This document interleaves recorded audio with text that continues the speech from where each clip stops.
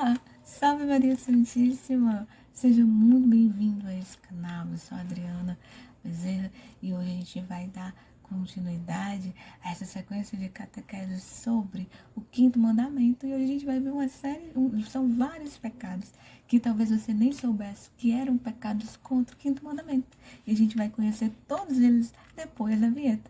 Então, depois da vinheta a gente volta. Vamos lá?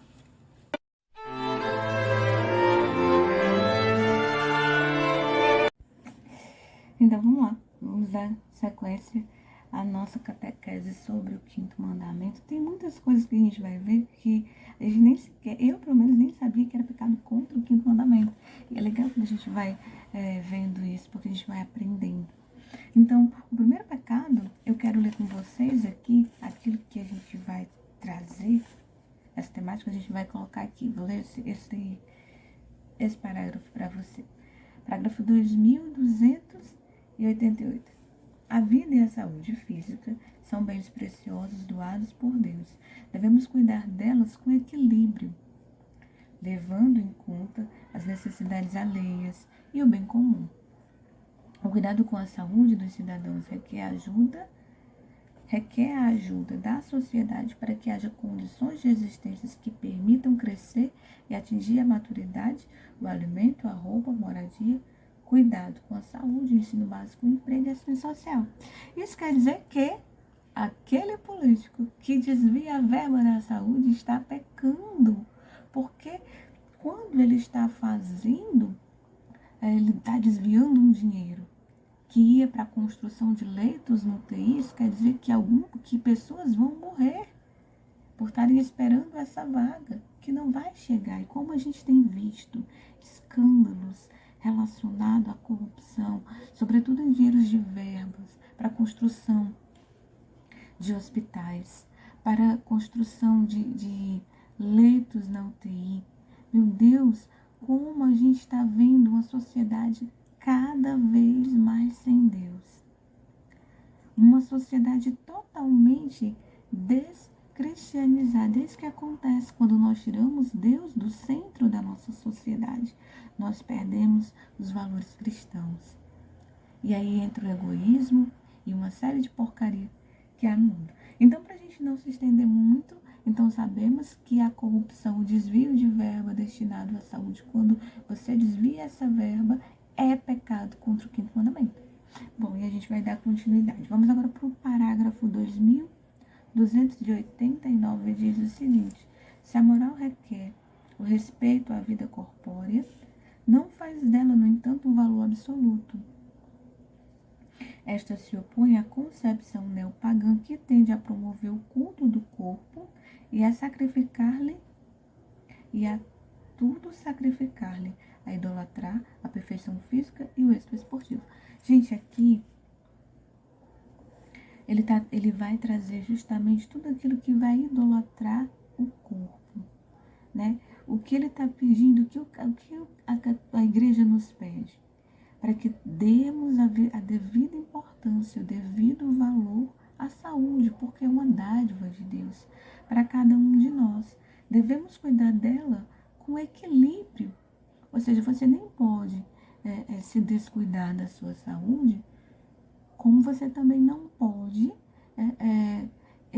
se preocupar excessivamente com essa saúde a ponto de acabar renunciando a fazer jejuns, que a gente vai já falar, que é outro pecado, né? Os excessos são outros pecados que são contra o quinto mandamento. Então, por exemplo, uma pessoa que não quer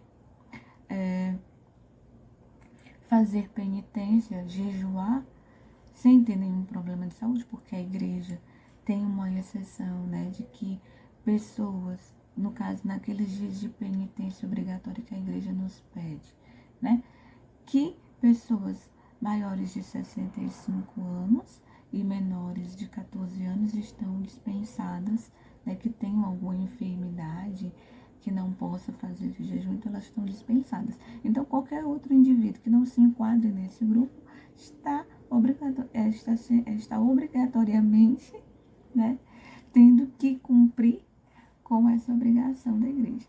está imposto a ela, essa obrigação.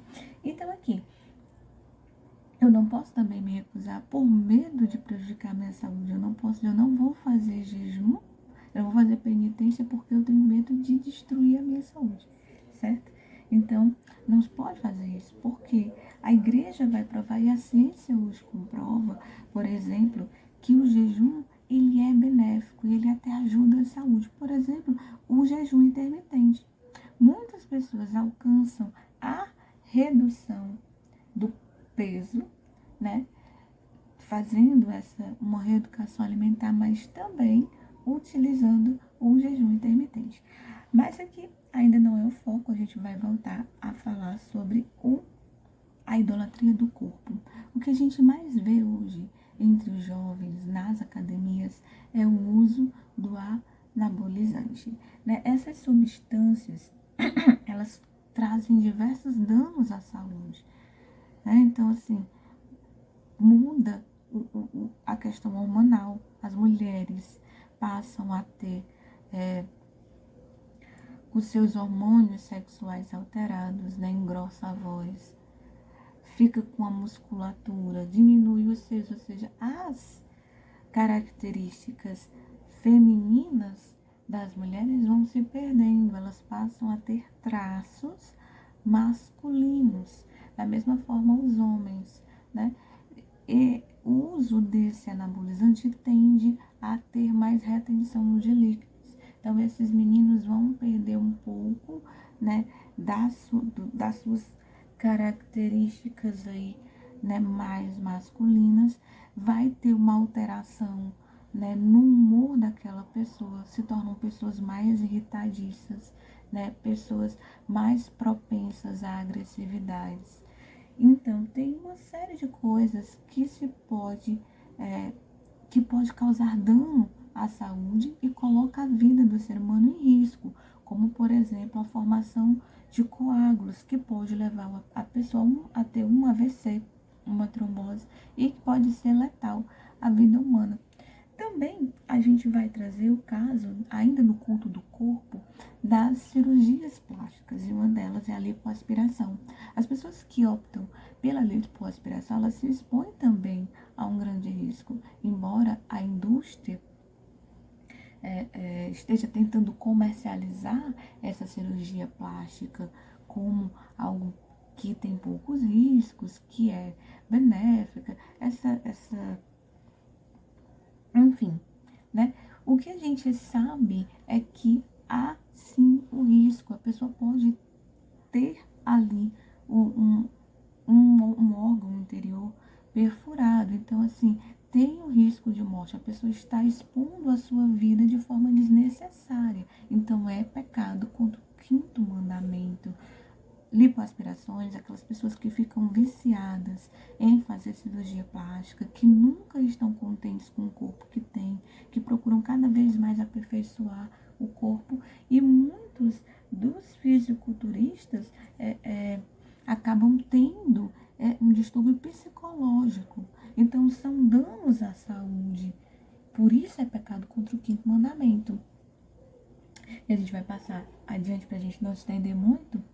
A gente vai falar agora, vamos dar continuidade ao catecismo, a gente vai falar da questão dos pecados do excesso, né? Aí no parágrafo 2290, ele diz o seguinte: a virtude da temperança manda evitar toda espécie de excesso, o abuso da comida, do álcool, do fumo e dos medicamentos. Aqueles que em estado de embriaguez ou pelo gosto imoderado, pela velocidade, põe em risco a segurança alheia e a própria nas estradas, no mar, no ar, tornam-se gravemente culpáveis.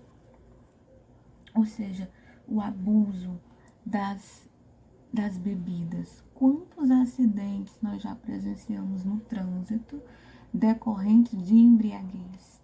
Pessoas que beberam demais, claro, beber não é pecado, né? A pessoa tomar uma cerveja, um copo de vinho, uma taça de vinho, isso não é pecado.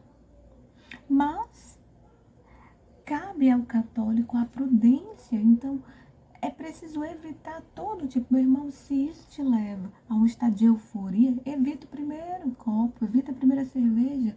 O certo, né, é viver como Jesus nos ensina, é ver aquilo que Jesus nos pede. O Senhor nos quer sóbrios, pessoas prudentes e temperantes, pessoas que têm a virtude da temperança, porque ela que modera as nossas paixões desordenadas. E também o uso abusivo do álcool gera uma série de outras doenças que podem levar à morte. Por isso também é pecado contra o quinto mandamento. Muitas doenças são, de fato, causadas por conta do uso excessivo da bebida e também da comida. Por isso é importante. A gula também é um pecado contra o quinto mandamento. E aqui eu volto àquilo que a gente disse. Aqui a gente não vai dizer, mas eu não posso fazer jejum porque eu vou prejudicar a minha saúde. E aí você come desordenadamente. E você não sabe, mas, no caso você não sabia, né? Mas você vai ficar sabendo. A gula é um dos pecados carnais que eles levam, a gula leva à luxúria, que é o outro pecado carnal. Por quê? Porque a gula, é por conta da gula que acontece o obscurecimento da inteligência, da nossa inteligência. Fica embotoado, a gente não consegue discernir bem quando nós estamos, no caso, sem a virtude da temperança, ou seja, quando nós estamos com as nossas paixões desordenadas. E o que é a gula? É o tentar saciar aquilo que eu desejo, ou seja, eu vou comer para nutrir uma paixão, alimentar a paixão que eu tenho pelo paladar, ou seja, pelo gosto. Então eu começo a comer desordenadamente. Por isso é preciso ter a virtude da temperança, porque ela vai pondo esse freio. Você vai ficando cada vez mais comedido, cada vez mais comedido, cada vez mais comedido. Eu vou dar um pequeno testemunho pessoal para vocês, tá? Quando eu tinha esse pecado, gente, tá? Era um pecado que eu gosto de cozinhar, eu gosto de cozinhar bastante. Eu sempre gostei de cozinhar, cozinho desde a adolescência. E uma coisa que eu gosto bastante é cozinhar para os meus filhos. Eu amo cozinhar para os meus filhos. E claro, quem gosta de cozinhar, gosta também de comer. Eu amava cozinhar, eu cozinhava tudo, até que eu fui me convertendo e o Senhor foi mudando. O livro Preparação para a Morte teve um papel fundamental na minha vida. Ele me fez ver a vida por uma outra ótica. Então eu comecei a entender que eu tenho que comer para sobreviver e não viver para comer. E isso foi refreando as minhas paixões, e aí eu consegui fazer as minhas penitências, eu consegui jejuar por vários dias, e o Senhor foi me dando uma graça muito especial, porque era séria. Quando eu entrava no estado de ansiedade, eu começava a comer. E aí Deus foi tocando, e por fim Deus me deu uma graça, né, que eu espero que o Senhor continue me dando até o fim, que é a graça de eu não tenho mais, eu tinha determinados alimentos que eu sentia um amor maior, né? Era mais gostoso comer, então eu gostava mais. Mas Deus me deu a graça de renunciar, de não sentir desejo por eles. E até sentir, em alguns momentos, aversão no momento que eu vou comer, né? Então eu olho e digo assim, eu não quero comer isso, né? Mas não foi uma coisa, né, que foi minha. Não é que eu seja uma pessoa não tem nada a ver com isso. Foi uma coisa que Deus foi trabalhando na minha alma. Ou seja, Ele foi refreando as minhas paixões, né? Então isso foi uma graça. Para mim foi uma pequena vitória, né? Fez toda a diferença na minha vida espiritual. Então esse abuso, né, do álcool, da comida, tudo isso é prejudicial à saúde, tanto quanto o fumo. O fumo também é prejudicial à saúde, né? Ele traz ali, você tem pessoas que é impressionante quão viciadas elas já estão. Elas não conseguem boca sem fumar. E tem pessoas que fumam um maço de cigarro por dia. Gente, isso é absurdo, isso é loucura. Você está cavando a sua sepultura, você está destruindo algo que Deus deu de preciosíssimo que você deve guardar, que é isso que a gente está estudando durante toda essa catequese do quinto mandamento, que é a vida. Então, é pecado contra o quinto mandamento. Os abusos, excessos que cometemos. E a gente vai continuar fazendo a leitura. O uso de drogas. Continua agora no parágrafo 2291, vai dizer o seguinte: o uso da droga causa gravíssimos danos à saúde e à vida humana, salvo indicações estritamente terapêuticas, constitui falta grave. A produção clandestina e o tráfico de drogas são práticas escandalosas, constituem cooperação direta com o mal, pois incita a práticas gravemente contrárias à lei moral. Gente, não preciso mais falar nada. O uso de drogas é pecado grave. Por quê? Porque uma pessoa que está sob o efeito de um entorpecente, ela vai procurar manter o vício dela de qualquer forma.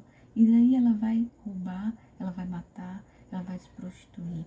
E o que vai acontecer aqui? Ela vai tirar a vida de um pai de família, ela vai destruir a vida de uma outra pessoa, de um ser humano inocente, e aí ela vai destruir a sua própria vida. E aí, consequentemente, ela acaba trazendo sofrimento para toda a sua família. Da mesma forma, o tráfico de drogas, a pessoa que é o traficante, trafica as drogas, ele está contribuindo diretamente com o mal. Por quê? Porque é oriundo dessa situação que vem toda a desgraça para a vida de toda uma família, desencadeia na sociedade uma série de desgraças. Aí o usuário de drogas vai lá, destrói a família dele, rouba em casa. Quando já não tem mais em casa, ele começa a roubar na rua.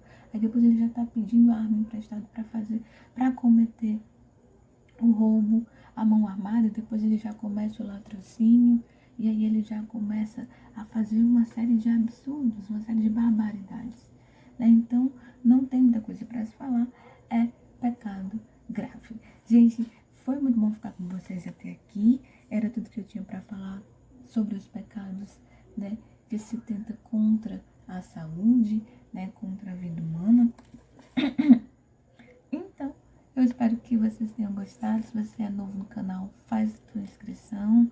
Se você gostou desse conteúdo, deixa o like. Você contribui muito com a nossa evangelização. Também compartilhando esse vídeo com mais pessoas.